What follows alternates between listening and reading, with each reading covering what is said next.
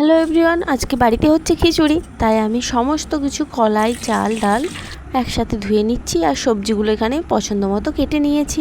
এই সবজিগুলোকে ভাজা করবার জন্য রেখেছি।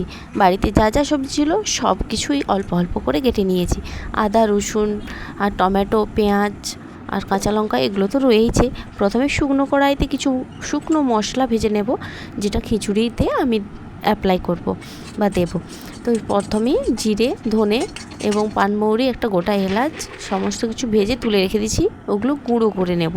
আর এখানে সেদ্ধ করতে বসিয়ে দিয়েছি সয়াবিনটা প্রায় অর্ধেক সেদ্ধ হয়ে গিয়েছে। এবার নামিয়ে এটাকে তেলের মধ্যে তুলে দেব এবং লবণ একটু হলুদ দিয়ে খুব ভালোভাবে করে ভেজে নেব। লাল লালভাবে ভেজে তুলে রেখে দেব। এরপর পালা ডিম। 3টে আমি ডিম নিয়েছি এবং সেটাকে ফেটিয়ে ভালোভাবে লবণ দিয়ে ভেজে নিয়ে কড়াইতে আবারও তেল গরম করতে দিয়ে দিলাম। এবার সবজিগুলোকে সব একসাথেই ভেজে নেব।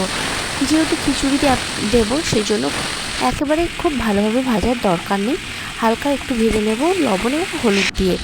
লাল লালভাবে ভাজা হয়ে গেছে। ভাজার শেষে আমি বাঁধাকপিটা দিয়েছি, কারণ বাঁধাকপিটা জল ছেড়ে দিলে আর বাকি সবজিগুলো ভাজা হবে না। তাই ওই পাশে ভাজা কমপ্লিট। এই পাশে আমি প্রেশার কুকারে একটু 1 চামচের মতো ঘি দিয়ে দিলাম।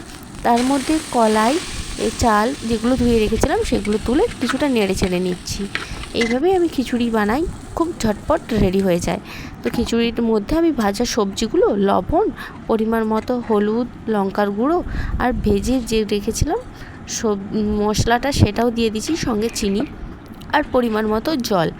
এই কয়েকটা জিনিস দিয়ে আমি এখন এটা সেদ্ধ করতে বসিয়ে দেব। সেদ্ধ হয়ে গেছে। এবার কড়াইতে মশলা কষিয়ে নেওয়ার পালা। ভাবছেন তো এইভাবে কে খিচুড়ি রান্না করে? আমি অবশ্যই করি, আপনারাও একদিন ট্রাই করবেন। কড়াইতে তেল গরম করে মশলার জন্য কাঁচা লঙ্কা, পেঁয়াজ, টমেটো সব কিছু দিয়ে দিয়েছিলাম। সেগুলো ভাজা হয়ে যেতে আদা রসুনের পেস্টটা দিয়েছি এবং শেষে হলুদ গুঁড়ো, লঙ্কা গুঁড়ো। ব্যাস, এগুলো দিয়ে খুব ভালোভাবে লাল লালভাবে কষিয়ে নিতে হবে। এই তো কষানো কমপ্লিট। তেজপাতাটাও ভুলবেন না কিন্তু। এবার দিয়ে দিলাম খিচুড়ির মধ্যে মশলা, আর একটু লবণ কম পড়েছিল সেজন্য লবণ, এবং শেষে ডিম ভেজে রাখা। এটাকে আমি আধ ঘন্টার মতো এই প্রেশার কুকারে আবার ঢাকা দিয়ে রেখে দেবো।